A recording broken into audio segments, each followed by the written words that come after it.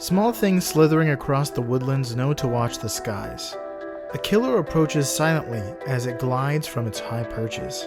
For most small mammals and invertebrates that meet this aerial doom, it's time to say goodbye to this mortal coil. But when a particular snake comes face to beak with the eastern screech owl, they have one more chance to prove their worth. But sometimes, combating deadly predators is a matter of being worth more alive than dead, in life, death, and taxonomy.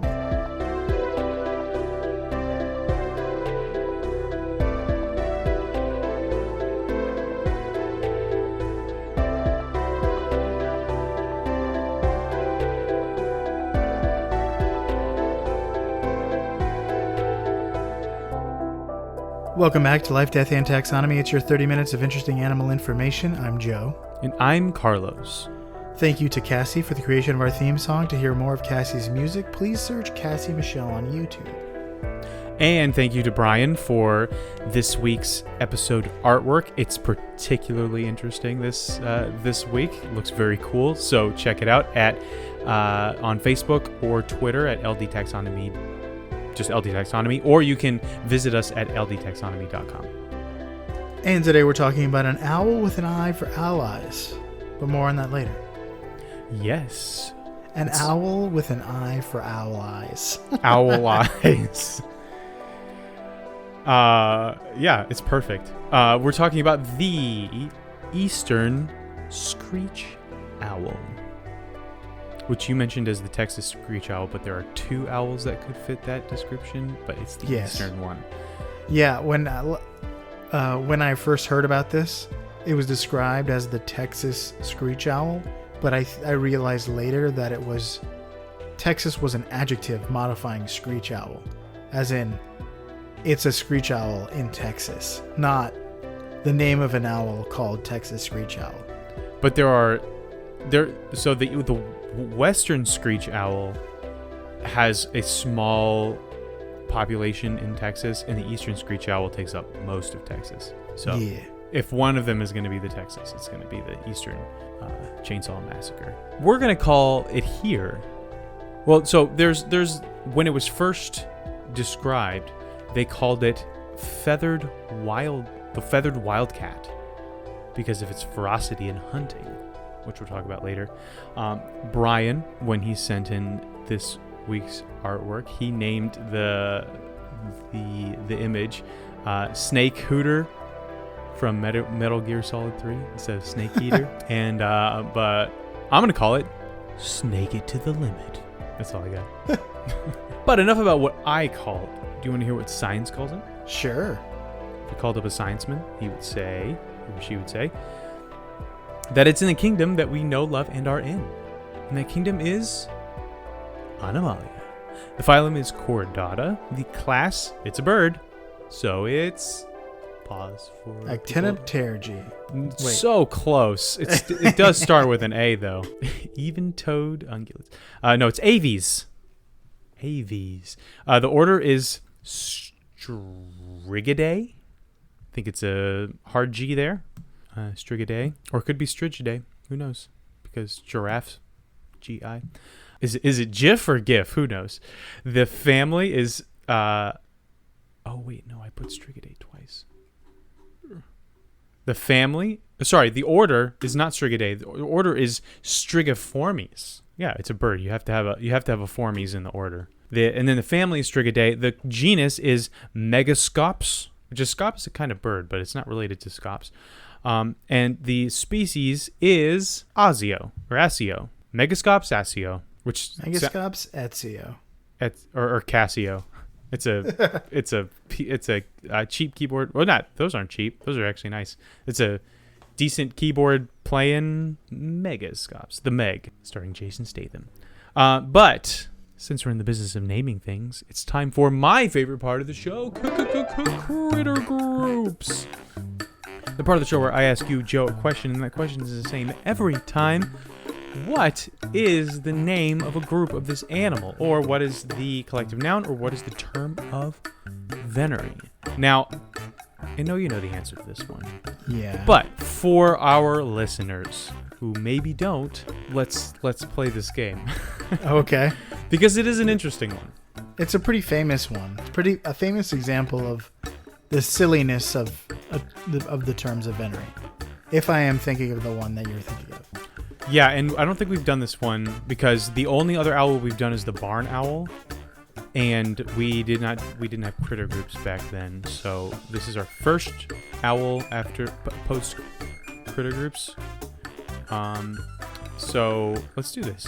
If you saw a group of owls together, would you say it's A, a confluence of owls, B, a sheath of owls, C, a parliament of owls, D, a diplomacy of owls, or we'll throw an E, a city of owls? Because I wouldn't believe my eyes if 10 million fireflies. I think you used confluence before. Have I? The answer, famously, is a parliament of owls. Ding, ding, ding. You're correct. Yes. It is a parliament.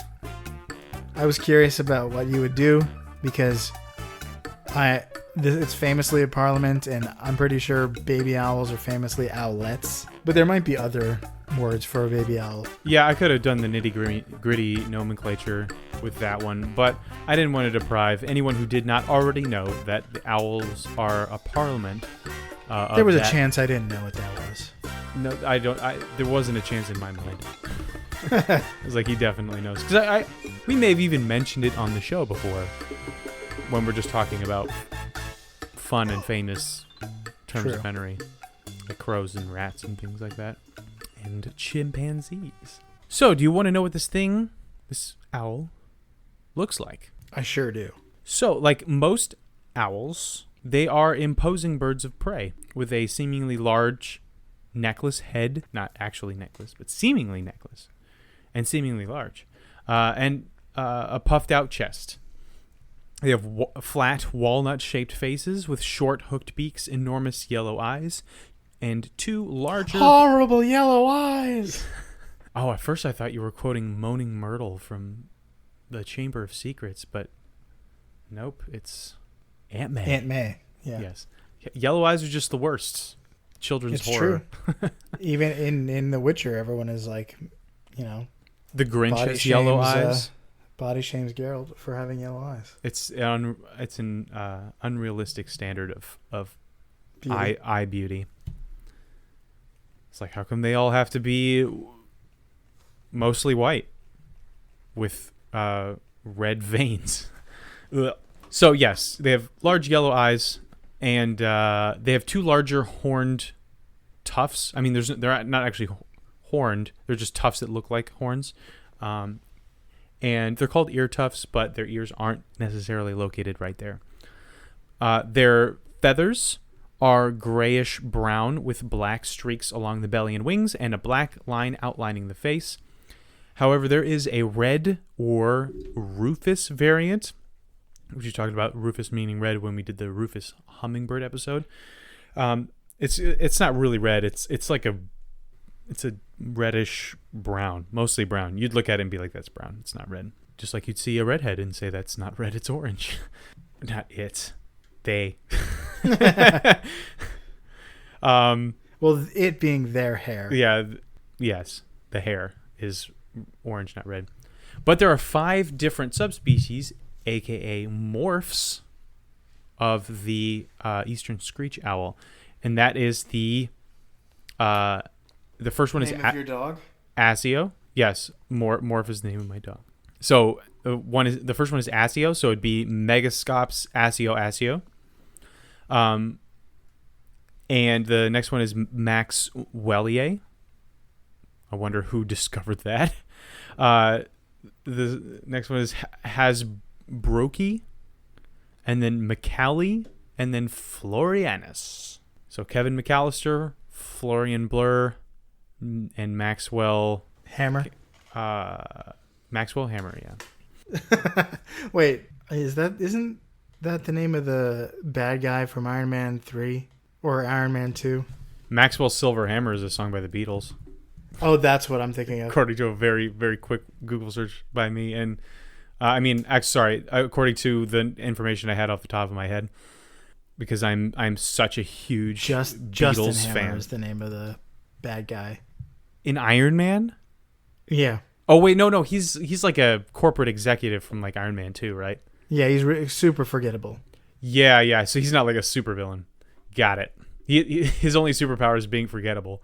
Okay, yeah. So this is actually the eastern screech owl is actually larger than the western screech owl. So I'd initially done some research on the western screech owl before I realized I was doing the eastern one, and I had to up my metrics a little bit. But Joe, by how much did I need to up my metrics? Good question. That brings us to the beloved Measure Up segment, the official listener's favorite part of the show, the part of the show where we we present the animal size and dimensions in relatable terms through a quiz that's fun for the whole family. It's also part of the show that's introduced by you when you send an audio of yourself saying, singing, or chittering. The words measure up into ldtaxonomy@gmail.com. We do have a Measure Up intro this week. I think that your phrasing is alienating our audience. The official listener's favorite part of the show. So you're saying if it's not their favorite part of the show, they're not official listeners? Is that what you're saying with your lexical ambiguity or your semantic ambiguity? That's not what I'm saying, but I'll stick to it. It should be the listener's official favorite part of the show. Because, if they happen to, be, true fans and like critter groups more, we don't want to make them feel like they're not welcome here. It's the official quote listener's favorite part of the show, end quote. Sure. Or it's the official. Wait, are you quoting listeners? dash favorite dash part dash of dash the dash show. It's all one big adjective. Favorite part of the show. It's all a description of the show at that point. Anyway, we do have a new Measure Up intro. Yes. From Alex. The line. I wrote because last week I wrote because somebody we know sent in one, Joy, and so I wrote our friend Joy, and this week I just deleted that part, but I accidentally wrote from our Alex. We don't have any ownership over this Alex. Yeah, not this one. This Alex is completely autonomous. We have quite a collection of Alexes, and this is not one. This person is not one of them. But see if you can tell where Alex is from. Okay. Are you ready? Sure. Without further ado, the listener's favorite part of the show. Oi, measure up, mate. Earth. 100% right. Yes. That's clearly an Earth accent. Yes, this is very, very Terran of Alex. It sounds Australian. That's like an correct. Australian accent. Alex says, I'm from the land down under, and I have loved your Aussie episodes, but I would love it if you could do an episode on the quokka. Ooh. It's been on our radar for a long time. It absolutely has, because it's just so darn cute. So we'll have to do an episode about it. I think that might be the farthest flung Measure Up intro so far. I mean, I don't think you can get further away from where we are right now. Yeah, it's harder to get any farther without getting closer. Or, you'd have to be broadcasting from the moon. Even then. If we get a Measure Up intro from the International Space Station, that's making it as a podcast. But that would still be a lot closer than Australia. You think so? Because it passes over several times a day, and it's only like 200-something miles above us. True. So what if they record it and send it from over Australia? Then it's even further away. Yeah. Although you might not be able to send it from the ISS without being over from the other side of the Earth. I mean, you could send it something and ping it back and forth. I don't know. That's it true. would be way more bounce complicated. It along the satellites. Yes. This is important. NASA, figure this out. Yeah. Okay. I want a SpaceX mission to to send us a measure up from its first manned mission to Mars. Please. Bounce it off Elon Musk's Tesla. Okay. So let's talk length. They're 6 to 25 centimeters or 6.5 to 10 inches. Not the biggest owl in the world, but not the smallest either. True. How many screech owls go into the world's largest pair of cowboy boots? Cowboy boots, disgusting. Like ones that people can wear, or just anything in the shape of cowboy boots? Well, here's a hint. They aren't real cowboy boots. But they are a piece of art created by Bob Daddy-O Wayne. Or Wade, sorry. Wade is known for creating huge art, and he's also made a giant iguana in New York. The boots, though, are in San Antonio, Texas. Yeah, I mean, I just have this picture in my head of a store with like a 30-foot boot over it. And so that's kind of where I'm... It looks like one of those roadside attraction type large things. So, ¿cuántos? All right, I guess 30 is a good 30 feet. That's a solid guess, I suppose. Like a roadside attraction kind of, like if I was driving down International Drive in Orlando and they just have like big, like a giant wizard, a big Orange. a big like NBA player, just one of those big novelty colored statue thing. So 30 feet, it's 360 inches. So 36. 36 owls? 36 owls. Final answer? Yep. The correct answer is 42. That was... I'm close. That's a win for me. They're 35 feet high. You can't see me, but I'm patting myself on the shoulder. Your Paddington Bear. All right, let's talk width. They're 121 to 244 grams, or 4 to 8-ish ounces. We're going to go with 8 ounces. How many owls go into the weight of the largest drum in Texas? Texas is known for big things, so we got a couple big things from Texas. Yeah, isn't the slogan "Everything's bigger in Texas"? It's not like the state motto, but it is a slogan you hear about Texas. Drum? Like, again, is this a novelty, like not actual drum, or does it function? Give me the hint. All right, here's a hint. The drum is known as Big Bertha and lives at the University of Texas at Austin. She's also called the sweetheart of the Longhorn Band. Bertha is played after each touchdown and also sees action at pep rallies and other events. She's moved on a cart on and off the field. So it is a functional drum. It is indeed. Also, it is a musical drum because there's lots of non-musical drums. Like an oil drum? Or like a drum magazine on a Tommy gun. Listen, Stomp, the famous performance artist Stomp, have showed us that lots of things can be musical instruments. I went to a live Stomp Like performance in Fort Lauderdale because I got honor roll. My dad took me to it, and I got a T-shirt, and it was amazing. The T-shirt? Both. It said Stomp, but it had like a bunch of like trash can lids and street signs and stuff on the background. Taped to it. Yeah, it was great. I think I was 12. I'll say 300 pounds. The answer is 600. 600 owls. 600 owls. Final answer. Yes, because this owl is basically half a pound. The correct answer is 1,000 owls. Oh my! Big Bertha is 500 pounds. Yep. Or 230 kilograms. Wow, that's about as heavy as I learned today. A fully stocked vending machine. Really? Wow. Yeah. In case you needed another relatable measurement. One day. Although you know that, so it's useless to me. Yeah. No, I'm talking to our listeners. If you need gotcha. something else to ground it in reality. it's a fully stocked vending machine. So so the next time you 1,000 owls is a fully stocked vending machine. Yeah, next time you single-handedly pick up a fully stocked vending machine, just think this is exactly what 1,000 owls would feel like.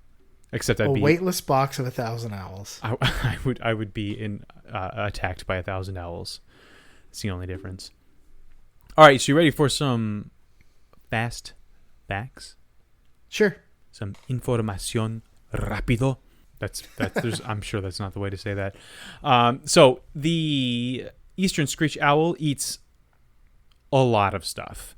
It eats insects, lizards, rodents, snails, crayfish, spiders, worms, squirrels, bats, small birds, turtles, fish, snakes, frogs, salamanders, and much, much more.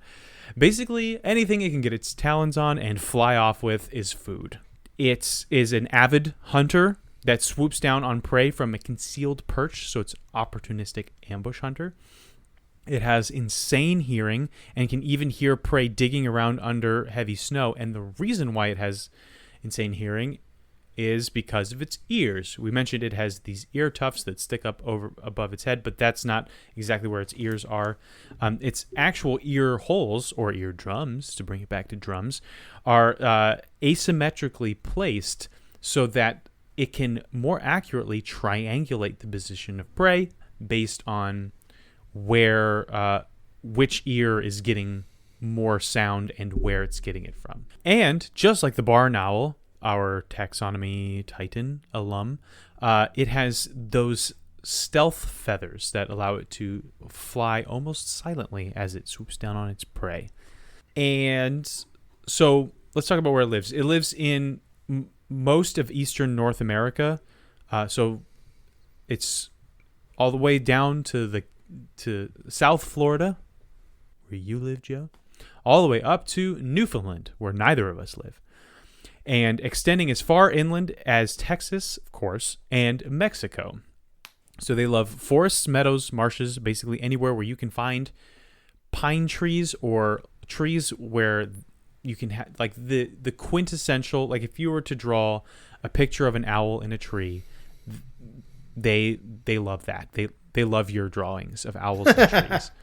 No, they like those holes and crevices that are in trees, and they like to live in those. So not in tree houses as well. Yeah, they do like to live in tree houses. So Winnie the Pooh's right. They're pretty common in areas with a lot of humans, and they're well adapted. Possibly the most well adapted owl in the world to when it comes to living near humans, but that's the tough thing to quantify. They will, and people, especially bird watchers, will sometimes make little houses for them. So yeah, they do kind of live in tree houses. But they'll also, people make bird houses for other birds, and the owls, if they can fit in there, will happily kill and eat the birds that are supposed to be there and live there themselves. They are vicious. This is why they're called the feathered wildcats. I think that's it. That does not tread upon the major fact. So I will hand it off to you. Okay. I'm calling this major fact snake guards. Just sounds like something that's defending Imhotep's tomb in like the Mummy or something. Exactly. That's what it is. Eastern screech owls are adept hunters and go after all manner of small prey species. In the woodlands, they patrol, like you said. But like every good hunter, they spare those who are better left alive. When the owls find a particular snake called the Texas blind snake, they scoop them up without killing them. These snakes are small and worm-like in appearance. They aren't completely blind, but they're close to it, preferring to spend their days burrowed beneath the soil, like a worm. Owls catch the snakes, bring them back to their nests of hungry owlets, and drop them in. Nice. Thank you. Some eager owl babies gobble up these non-seeing noodles on sight, but many snakes are able to burrow into the foliage, feathers, and soil at the bottom of nests, where no baby beaks can come after them. So at this point, you might be thinking, this isn't really something the owl is doing. The snakes are just lucky enough to be able to burrow for their lives, right? They're dropped in. Some of them make it. But like most owls, screech owls kill their prey quickly. often biting off their heads. These snakes make it to the nest in completely one piece. So the snakes that live in owl nests gobble up insects and other tiny nest invaders that might act as parasites to young owls. Huh. Why does this happen? Why do the owls not kill them? Why do they drop them in the nests? Research found that owlets grow up to be bigger and they grow up faster when they have noodle nannies compared to their kin with no scaly roommates. Ha! Noodle nannies. That's great. The snake gets a steady diet of food while the owl gets a housekeeper. So this is a clear example of symbiosis and a debatable example of mutualism. So mutualism is when two species work together in a mutually beneficial relationship. Have we ever done a mutualism animal? I'm sure we have. We just did it last episode with the sloth. Oh, very true. Sloth benefits the moths, and the moths benefit the sloth. So under ideal circumstances, this is what happens, right? They both benefit. But the snake clearly gets the short end of the stick. They have to make it through a gauntlet of tiny, sharp beaks. And when those beaks grow up and leave, the snakes usually don't maintain a viable food source in the nest. So when the owls grow up and leave and the mom abandons the nest, snakes sometimes die out. They can't escape the nest? I don't know. Or they have to. What I read was they don't do well in the nest, so that could mean anything from they die to they lose weight and are forced to leave the nest. So it's thought that insects are accidentally brought into the nest by hitching a ride on Big Mama like rats on an old frigate. That's an interesting ride for Fran Drescher, the noodle nanny. No. This one is... I'm talking about insects that are a food source for the snake. Oh, not the snakes themselves, just the yeah. But it isn't... I mean, they do take a ride on Big Mama as well, but in her beak or talons or something. Other insects may be attracted to other aspects of owl life, like dropped food and feces, all that fun stuff that yum, bugs yum, like so yum. much.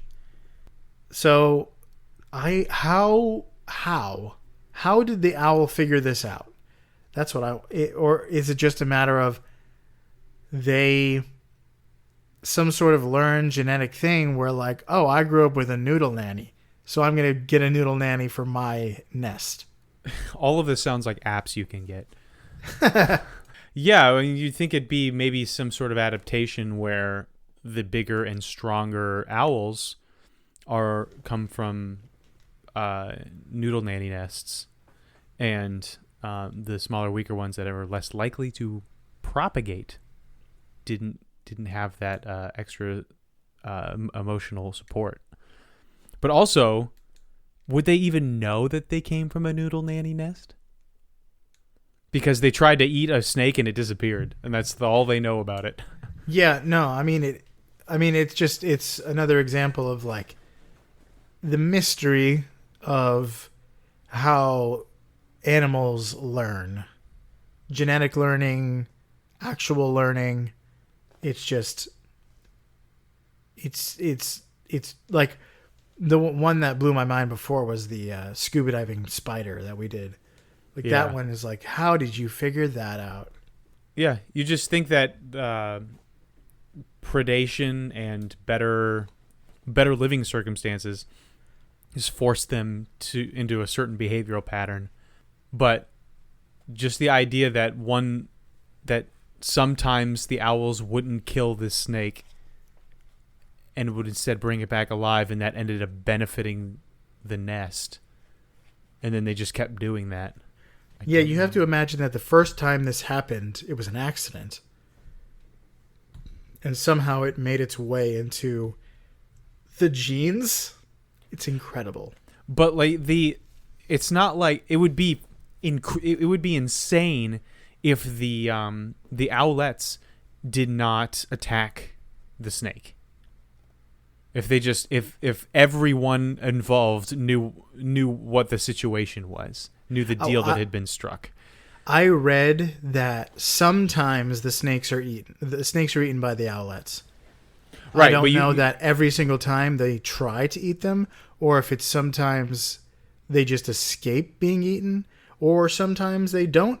They learn and they don't eat. But I can't imagine an owlet, like any bird's nest, not gobbling up anything their mother drops in.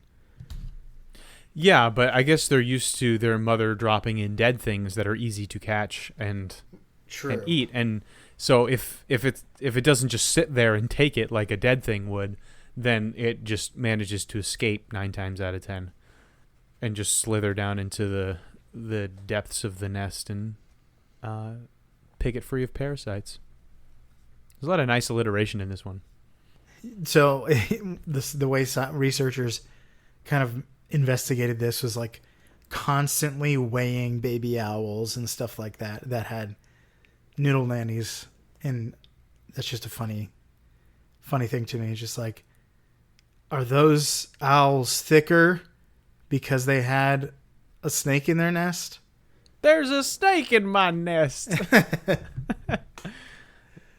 But that's all I got. Someone's poisoned the water hole. Wow, that's pretty cool. When you said there was like snake mutualism, I definitely imagined something different.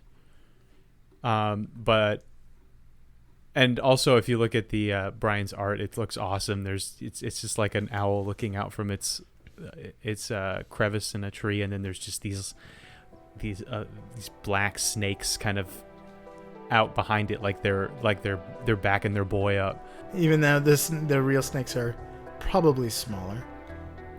Yeah, there's when he sent it to me, tiny. he's like, "I know this is not actually how they use this." And I'm like, yeah, but it'd be real cool if they did. Yeah, if they were just best bros and had each other's backs. And they always pose like they should be on a tattoo. Yeah, or a Megadeth album. But yeah, that's awesome. That was the Eastern Screech Owl. So for you out there in Podcastia, keep your head on a swivel. Swoop in at the opportune moment. And always keep a couple snakes handy, because you never know when you're going to need snakes. Like the Eastern Screech Owl here in Life, Death, and Taxonomy.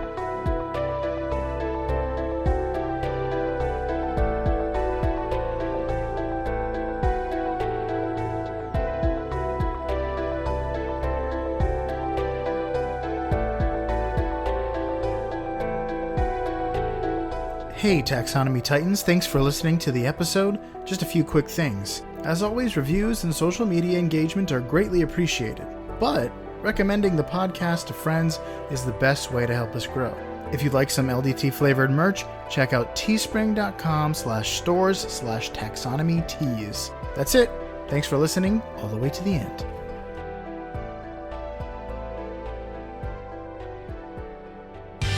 Life, Death, and Taxonomy is my favorite in the world podcast. Noodle Nanny is great. How is that not a brand? Like Hamburger Helper, like just Yeah. mom doesn't know what to cook for dinner tonight. Call the Noodle Nanny. Yes, there you go. It's the Noodle Nanny. I mean, we already have noodles are probably the easiest thing in the universe to cook. So I don't see why you need An easier version. It's like, oh man, we have ramen, but it's just too hard. It's just a packet of noodles pre-cooked in a pouch. It's just a wet bag of noodles.